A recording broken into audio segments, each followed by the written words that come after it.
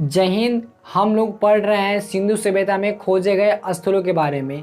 इससे पिछले वाले वीडियो में हम लोग जान गए थे हड़प्पा के बारे में, मोहनजोदड़ो के बारे में, चनहुदड़ो के बारे में, रोपर के बारे में, बनमाली, धौलावीरा, कालीबंगा, इन सबों के बारे में हम लोग डिटेल से पढ़ चुके हैं। से कौन से स्थान किस नदी किनारे स्थित है, इसके उत्खननकर्ता कब है, कौन है, और इसका उत्खनन कब हुआ है, डिटेल से हम लोग पढ़ चुके हैं और हम आगे पढ़ने वाले हैं। ठीक है, चलिए अब आता है सातवां में आता है धौलावीरा। क्या आता है? धौलावीरा। इसका उत्खनन कब हुआ था? इसका उत्खनन हुआ था 1990 से 91 के बीच में हुआ था। कब हुआ था? 1990 से 1991 के बीच में हुआ था।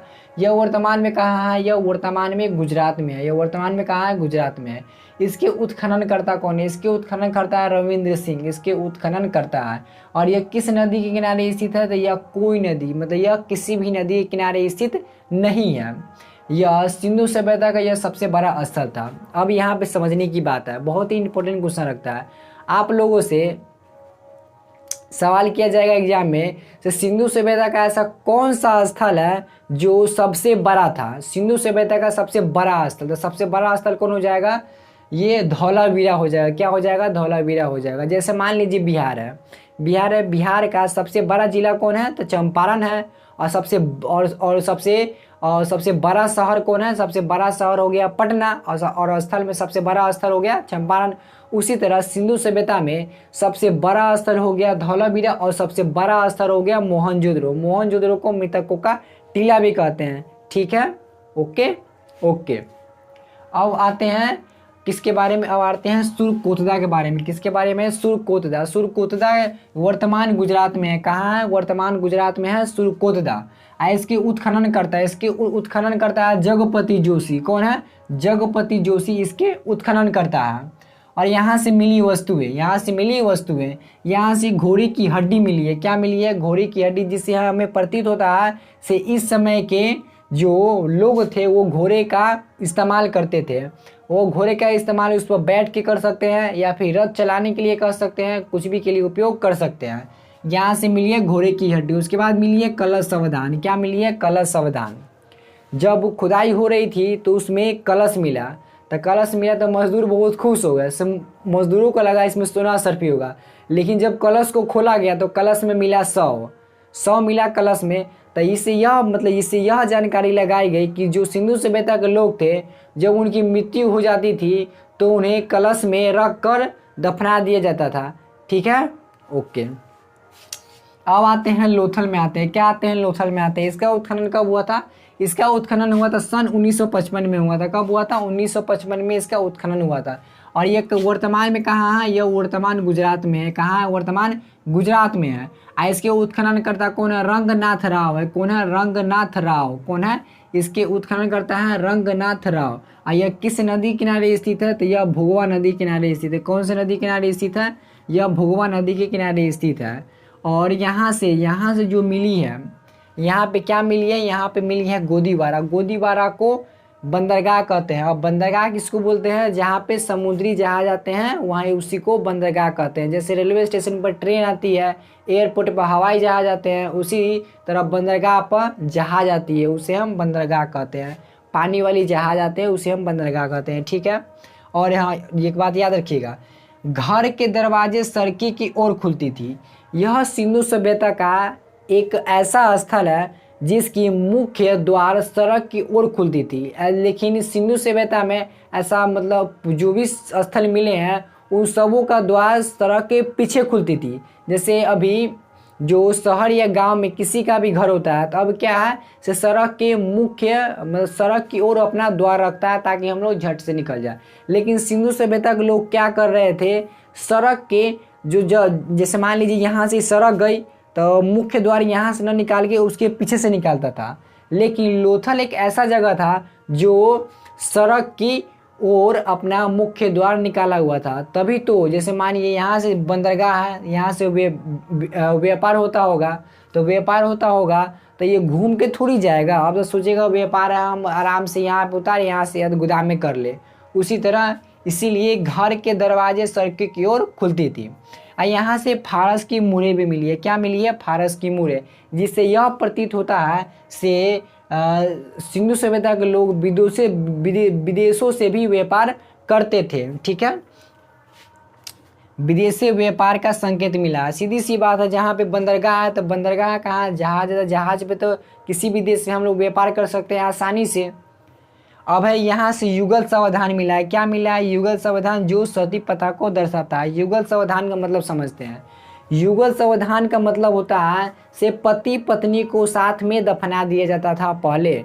यह अनुमान लगाया गया है। जब वो भी हड्डी से सिर्फ हम लोग अनुमान ही लगा सकते, सिर्फ कंफर्म यह कहा नहीं जा सकता है से ये पति पत्नी ये लड़की ही है।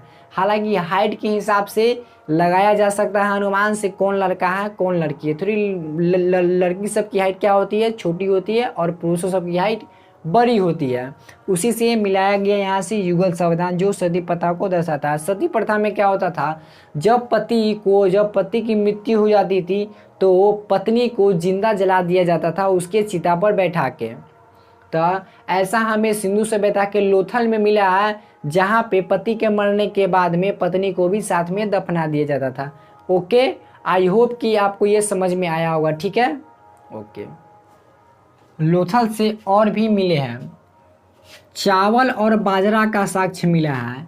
इस लोथल में चावल और बाजरा का भी साक्ष्य मिला है, जिससे यह प्रतीत होता है कि इस समय के लोग चावल की भी खेती सीख चुके थे, चावल धान की खेती सीख चुके थे। और यहाँ हाथी के दांत मिले हैं। क्या मिले हैं? हाथी के दांत, जो हाथी सबका दूगो दांत होता है निकला हुआ, वही हाथी के दांत यहाँ पे मिले हैं। उसके बाद अनाज पीसने की चक्की, क्या मिले हैं? अनाज पीसने की यहाँ से चक्की भी मिले हैं। जैसे अभी हम लोग का जाता में पिसाता है ना, जाता, या फिर एक आटे पिसवाने का मशीन है, तो वही पाया गया है जिस मशीन में गेहूँ को डाला जाता है और वो क्या करता है, पूरा उसको एकदम धुआं के मतलब एकदम पाउडर की तरह निकाल दिया जाता है, वही अनाज पीसने की चक्की। उसके बाद यहाँ से मिट्टी की बनी नाव भी मिली है। क्या मिली है? मिट्टी की बनी नाव भी लोथल से मिली है। ठीक है, ये सभी लोथल से स्थानें मिली है। उसके बाद है, अब आता है रंगपुर। क्या आता है? रंगपुर। इसका उत्खनन कब हुआ था? तो रंगपुर का उत्खनन हुआ था 1953 से 1954 के बीच में। कब हुआ था? 1953 से 1954 के बीच में हुआ था। और यह वर्तमान में कहाँ है? यह वर्तमान के गुजरात में है। वर्तमान के कहाँ है? यह वर्तमान के गुजरात में है। इसके उत्खनन करता रंगनाथ राव है। जो लोथल के उत्खनन करता है वो रंगपुर के भी उत्खनन करता है रंगनाथ राव। और यह किस नदी किनारे स्थित है? तो यह मादर नदी किनारे स्थित है। रंगपुर मादर नदी किनारे स्थित है। और यहाँ से धान की भूसी मिली है। क्या मिली है? धान की भूसी। और लोथल से क्या मिली है? लोथल से मिला है, याद और देख लीजिएगा, चावल और बाजरा का साक्ष्य। चावल का साक्ष्य मिला है यहाँ से लोथल से।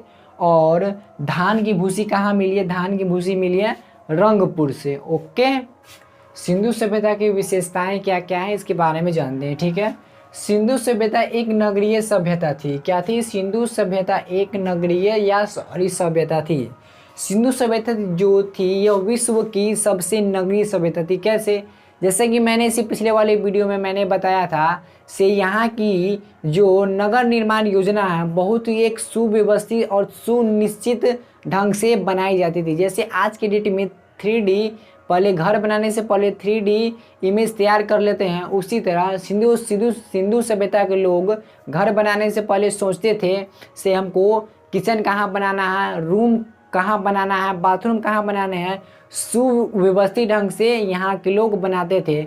और गंदे पानी को निकालने के लिए नाला कितना बड़ा बनाना है, नाला कहाँ से निकालना है, नाला ढका होना चाहिए कि नहीं होना चाहिए, ये सारे फीचर सिंधु सभ्यता के लोग बनवाए हुए थे। यह विश्व की एक नगरीय सभ्यता थी। ठीक है, अर्थव्यवस्था का मुख्य आधार कृषि था। क्या था? सिंधु सभ्यता की अर्थव्यवस्था का आधार पूरा कृषि था। ठीक है, इसका व्यापार विदेशों से होता है। जैसा कि फारस की मुहरें मिली है तो इसे अनुमान लगाया गया कि सिंधु सभ्यता के लोग विदेशों से व्यापार करते थे।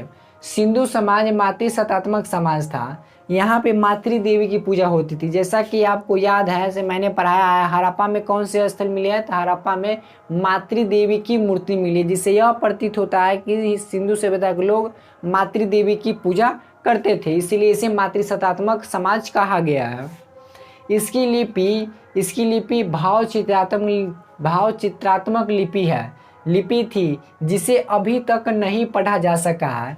जो इसकी लिपि है, चित्र बना के दर्शाया जाता था। जैसे बच्चे को देखिएगा, बच्चे तो बोल नहीं सकते हैं, जब और छोटा रहता है तो वो कुछ कुछ बना के समझाते हैं। उसी तरह सिंधु सभ्यता के लोग जो थे, वो उनकी जो लिपि थी भाव चित्रात्मक थी। क्या थी? भाव चित्रात्मक थी, जिसे अभी पढ़ा नहीं गया और पता नहीं फ्यूचर में इसे पढ़ा भी जाएगा या नहीं जाएगा। ओके।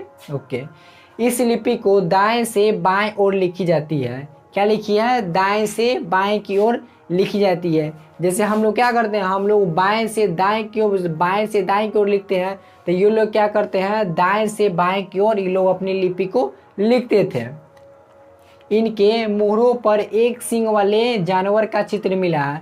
जो एक सींग वाला जानवर होता है ना, उसका चित्र मिला है, मोहर पर मिला है, जिसे हम यह अनुमान लगा सकते हैं कि सिंधु सभ्यता के लोग उस समय अपने मोहर का भी आविष्कार कर लिए थे। सिंधु सभ्यता के लोग लोहे से परिचित नहीं थे, ना ही लोहे से परिचित थे और ना ही युद्ध और तलवार से परिचित थे। जो सिंधु सभ्यता के जो लोग थे, ना ही सोचिए, जब लोहे से परिचित नहीं थे, ना युद्ध से, ना तलवार से, तो फिर इन्हें बर्बाद क्यों हो गया।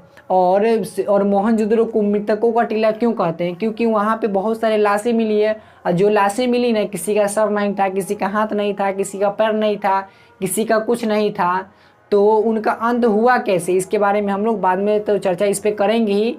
लेकिन एक आप ही बताइए, सोचिए, जब ये लोग लोहे से परिचित नहीं थे, जब लोहा से ही तलवार बनेगा, ना ही युद्ध से परिचित थे, युद्ध किस तरह किया जाता है, तो फिर इन सभ्यता का अंत हुआ कैसे? सोचने वाली बात है। ओके। सिंधु सभ्यता में माप तौल का बाट 16 kg था। माप तौल होता है ना, जैसे हम लोग का होता है 50 ग्राम, 100 ग्राम, 25 ग्राम, आधा kilo, 1 kilo, 5 kilo, 10 kilo, 20 kilo होता है ना। तो इस समय माप तौल का बाट था 16 kg से तो कम था ही नहीं। ओके। सिंधु सभ्यता में मिट्टी के बर्तनों में लाल रंग का उपयोग होता था। जो सिंधु सभ्यता के जो मिट्टी वाले बर्तन थे ना, उसमें लाल रंग का प्रयोग होता था। जैसे अभी देखते हैं, कोई भी बर्तन होता है तो उसे कोई भी कलर दे दिया जाता है, उसी तरह सिंधु सभ्यता में मिट्टी के बर्तनों में लाल रंग का उपयोग होता था। सिंधुवासी विश्व में कपास के प्रथम उत्पादक थे। क्या थे? वह विश्व के कपास के प्रथम उत्पादक कौन थे? सिंधुवासी थे। ओके। सिंधु सभ्यता के लोग कृषि, पशुपालन तथा व्यापार करते थे, और इनके मुख्य अर्थव्यवस्था का आधार था, क्या था? कृषि और व्यापार। कृषि से है तो पेट भरेंगे, व्यापार से है तो इनकम आएगा। तो जैसा कि सिंधु सभ्यता में क्या से विदेशों से व्यापार होता है, और कृषि, पशुपालन, हमें इतनी सारे वो जगह मिली हैं, इतनी सारी अवशेषें मिले हैं, जिससे अनुमान लगाया जा सकता है कि ये सिंधु सभ्यता के लोग ये सारे मतलब कृषि, पशुपालन, व्यापार, ये सारे चीज करते थे। सिंधु काल में विदेशी व्यापार, ठीक है। जो सिंधु सभ्यता के जो लोग थे, वो तांबा कहाँ से करते थे? वो तांबा कहाँ से बेचते थे? इसमें निर्यात भी कर सकता है, आयात भी कर सकता है, ठीक है। तांबा कहाँ से आयात या निर्यात करते थे? यह खेतरी से करते थे। कहाँ करते थे? खेतरी से, बलूचिस्तान से, ओमान से। तांबा कहाँ से आयात या निर्यात करते थे? खेतरी, बलूचिस्तान, ओमान। और जो चांदी था, ये चांदी कहाँ से करते थे? अफगानिस्तान, ईरान। चांदी कहाँ से करते थे? अफगानिस्तान, ईरान। और सोना कहाँ से करते थे? कर्नाटक, अफगानिस्तान, ईरान। सोना कहाँ से करते थे? कर्नाटक, अफगानिस्तान, ईरान। सोना कहाँ से करते थे? कर्नाटक, अफगानिस्तान और ईरान। और ये टीन कहाँ से करते थे? टीन करते थे अफगानिस्तान, ईरान। कहाँ से करते थे? अफगानिस्तान, ईरान। टीन कहाँ से करते थे? अफगानिस्तान, ईरान। और शीशा कहाँ से करते थे? शीशा करते थे सिर्फ ईरान से। शीशा कहाँ से करते थे? सिर्फ ईरान से। शीशा सिर्फ ईरान से। ओके, समझे? बिल्कुल। जब सिंधु सभ्यता के लोग तलवार से परिचित नहीं थे, युद्ध से परिचित नहीं थे, लोहा से परिचित नहीं थे, तो फिर उनका पतन हुआ कैसे। सारे विद्वानों को अपने अपने हिसाब से कहना है, लेकिन हम लोग जानते हैं से उनके बर्बादी के कारण क्या था। तो सिंधु सभ्यता के पतन के कारण, तो सिंधु सभ्यता के जिसने नामकरण किया था जॉन मार्शल, तो जॉन मार्शल के अनुसार था से सिंधु सभ्यता का पतन का कारण हो सकता है बाढ़, क्योंकि सिंधु सभ्यता किस नदी किनारे बसी हुई थी, सिंधु नदी के किनारे बसी हुई थी। तो उनका यह मानना है, यह विवादास्पद है से इस सभ्यता का अंत कैसे हुआ, क्योंकि जैसा कि मैंने आपको बताया है मोहनजोदड़ो में जिसे मृतकों का टीला कहा जाता है वहाँ लाशों का ढेर मिला है, तो फिर बाढ़ कैसे माना जा सकता है। तो सारी विद्वानों का अपना अपना कहना है। जॉन मार्शल का कहना है से बाढ़ आने से उनकी सभ्यता डूब गई और सारे आदमी की मृत्यु हो गई, सारे लोगों की। और कुछ विद्वानों का कहना है से बाहरी आक्रमण भी माना जा सकता है। क्या है, बाहर माना जा सकता है, माना गया ये है नहीं। आज तक ये विवादास्पद है से सिंधु सभ्यता का काल कब से कब तक रहा है, यह सिर्फ अनुमान लगाया जाता है। और उसकी जो लिपि है, जो भाव चित्रात्मक लिपि है, उसे आज भी वो भी विवादास्पद है, वो भी नहीं पढ़ा जा सकता। और जो इसका पतन का कारण है वो भी विवादास्पद है। इस पतन का सिर्फ अनुमान ही लगाया जा सकता है, सिर्फ बाढ़ से यह सभ्यता डूब गई या बाहरी आक्रमण हुआ। और कुछ विद्वानों का मानना है से प्राकृतिक आपदा भी माना जा सकता है। ये भी माना जा सकता है प्राकृतिक आपदा भी, क्योंकि प्राकृतिक में तो हम लोग कुछ कह नहीं सकते हैं, भगवान कब क्या कर दे। ठीक है, आई होप कि सिंधु सभ्यता से आपको एक भी टॉपिक छूटा नहीं होगा। अब मिलते हैं नेक्स्ट टॉपिक के साथ नेक्स्ट क्लास में। जय हिंद।